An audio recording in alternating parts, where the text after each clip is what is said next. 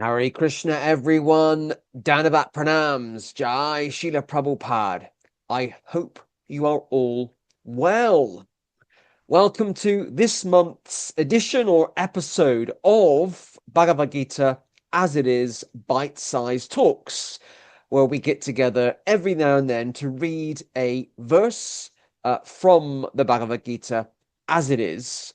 I know that you, if you're anything like me, you're leading or running or living a very busy life. And often, none of us, including myself, we prioritize reading as much as we should, particularly reading from Srila Prabhupada's books. So these Bhagavad Gita, as it is, bite-sized talks are designed to give us all a bite-sized chunk of Krishna consciousness, a bite-sized chunk from the Bhagavad Gita as it is.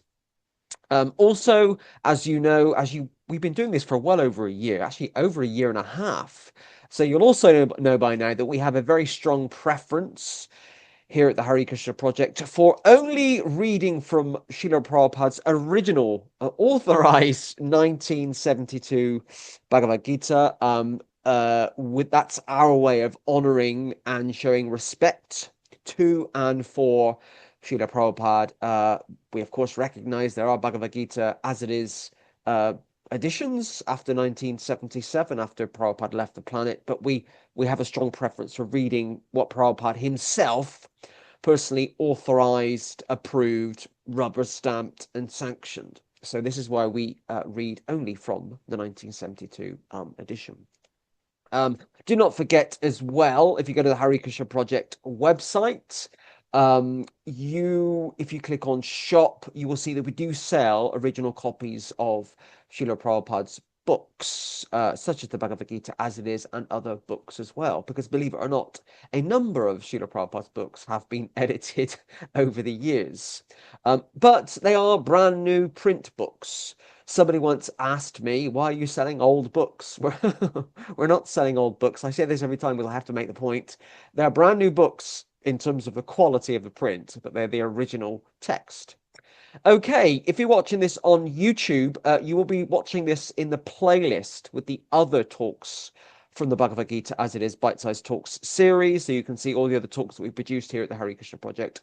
And if you're watching this on Facebook, you can't, but you'll be able to see the link to YouTube. And if you're watching this on YouTube or Facebook and you haven't already, please do subscribe, like, or follow the Hare Krishna Project to the social media channels for the Hare Krishna Project.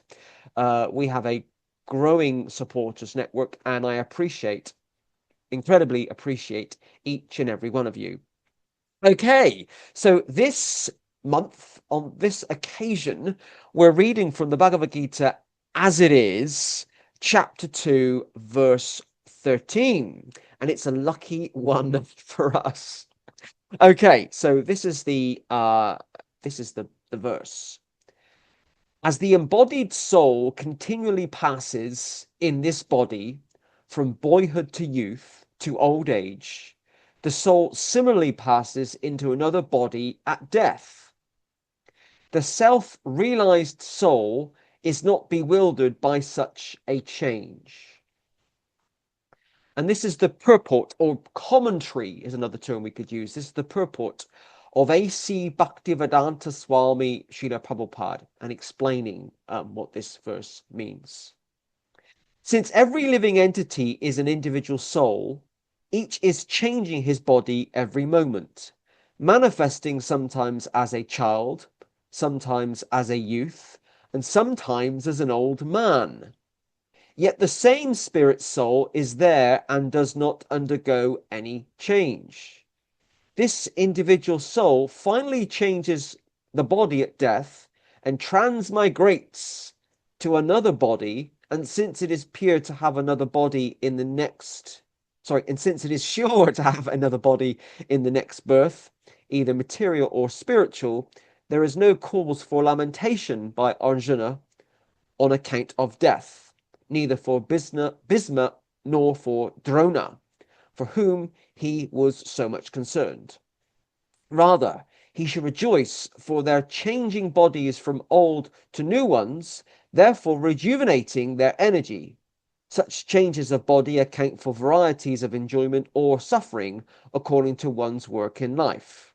So Bhisma and Drona, being noble souls, were surely going to have either spiritual bodies in the next life, or at least life in heavenly bodies for superior enjoyment of material existence. So in either case, there is no cause for lamentation. I love that word. Any man who has perfect knowledge of the constitution of the individual soul, the supersoul, and nature, both material and spiritual, is called a dhira, or a most sober man. Such a man is never deluded by the change of bodies. The Mayavadi theory of oneness of the spirit soul cannot be entertained on the ground that spirit soul cannot be cut into pieces as a fragmental position. Such cutting into different individual souls would make the supreme cleavable or changeable against the principle of the supreme soul being unchangeable. As confirmed in the Gita, the fragmental portions of the supreme exist eternally, sanatan, and are called kashara. That is, they have a tendency to fall down into material existence. These fragmental portions are eternally so, and even after liberation, the individual soul remains the same fragmental. But once liberated, he lives an eternal life in bliss and knowledge with this personality of Godhead. The theory of reflection can be applied to the supersoul who is present in each and every individual body and is known as the Paramatma, who is different from the individual living entity. When the sky is reflected in water, the reflections represent both the sun and the moon and the stars also. The stars can be compared to the living entities and the sun or the moon to the Supreme Lord. The individual fragmental spirit soul is represented by Arjuna, and the Supreme Soul is the personality of Godhead, Sri Krishna. They are not on the same level, as it will be apparent in the beginning of the 4th chapter. If Arjuna is on the same level with Krishna, and Krishna is not superior to Arjuna, then their relationship of instructor and instructed becomes meaningless. If both of them are deluded by the illusionary energy, Maya, then there is no such need of one being the instructor and the other the instructed. Such instruction would be useless because, in the clutches of Maya, no one can be an authoritative instructor. Under these circumstances, it is admitted that Lord Krishna is the Supreme Lord, superior in position to the living entity Arjuna, who is a forgotten soul deluded by Maya. Srila Prabhupada certainly gets to the point, doesn't he? One of the wonderful things about Prabhupada's purports is they just kind of get to it. Prabhupada isn't fluffy about things, and he just gets to the point. The first fundamental teaching of Krishna consciousness is that we're not the body. You've all probably heard that, hopefully, thousands of times. It is the essential first teaching of Bhakti Yoga that we are not the body. This body isn't who we really are. These designations that we have in this life, whether they're male, female, conservative, liberal, British, German, Indian, Jewish, Hindu, shaman, homosexual, heterosexual, pansexual, all of these labels, all of these designations are temporary. They're not who we really are. And many of us will have experienced that even those designations in this life will change. Our political views can change over time. Our religious views can change over time. Our preferences for the types of people we find attractive might change over time. Everything in this material world changes. And the designations that we have in this life, in this time, are temporary. One of the things that we do here at the Hare Krishna Project is we visit schools. We visit schools around Britain to share the teachings of Krishna consciousness, to share the teachings of Srila Prabhupada with a captive audience of teenagers. And it's wonderful because they really are interested. They're interested in what we have to share with them. And after I've explained to them this idea that we're not the body, I then, through a rational process, allow them to conclude for themselves is that actually who we really are, what we really are, cannot be a physical thing, because all physical things around us change. However, we ourselves have not changed. I am now, believe it or not, a 41-year-old man. I know I don't look a day over 40, but I am now a 41-year-old man. I have the body of a man in his 40s. But I remember that once I used to be a 5-year-old boy. But as you can see, I do not look like a 5-year-old boy. But I remember being 5 years old.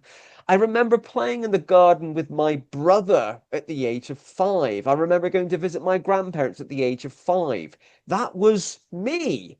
That's who I was. That's who I am. But nothing now, just except maybe a few things like a birthmark and some freckles and some mannerisms. Most things have changed now from when I was 5 years old. So what is the thing that hasn't changed?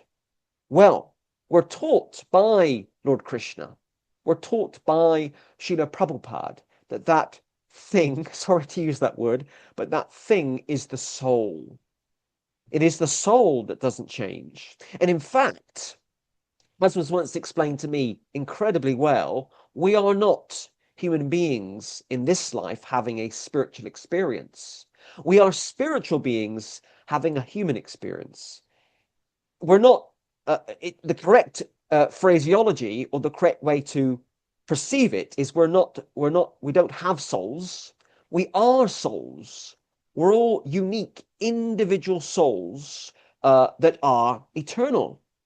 And as confirmed for us in the Bhagavad Gita, when our bodies cease to exist, when our physical bodies cease to exist, our soul will then just take another body.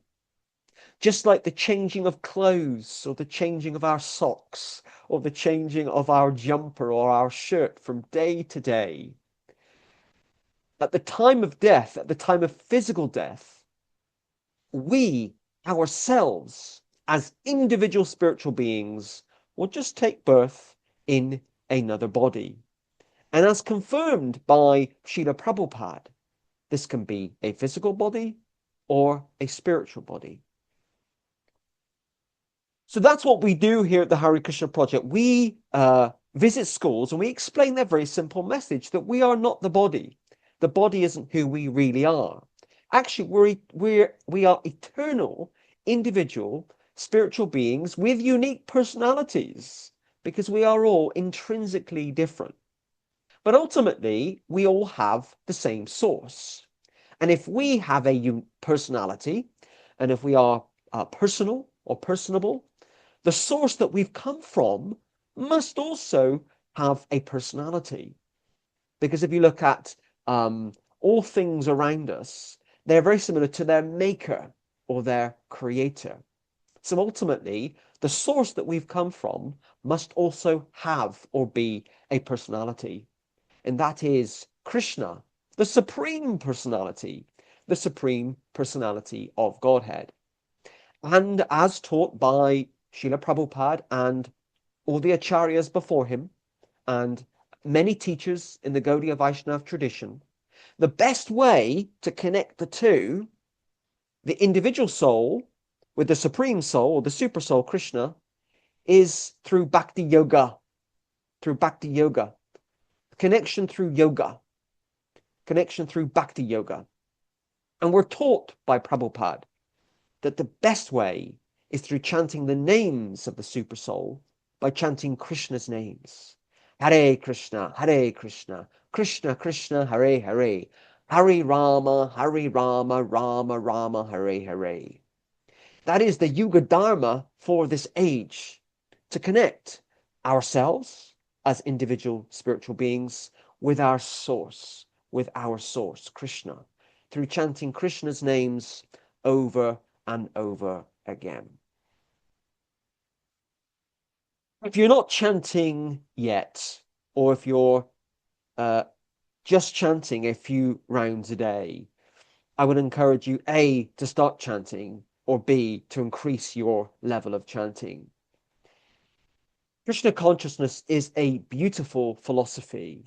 And for me personally, along with thousands of other people around the world, millions of other people around the world, we have made this life commitment to follow the teachings of Sri Guru and Sri Gauranga, because these teachings, this philosophy of bhakti is so rich, it is so powerful, and it is so life-changing. So just as a reminder, Bhagavad Gita chapter 2, verse 13 says this. Krishna says to his dearmost friend and disciple Arjuna, as the embodied soul continually passes in this body from boyhood to youth to old age, the soul similarly passes into another body at death. The self-realized soul is not bewildered by such a change. Srila Prabhupada ki jai. Hare Krishna.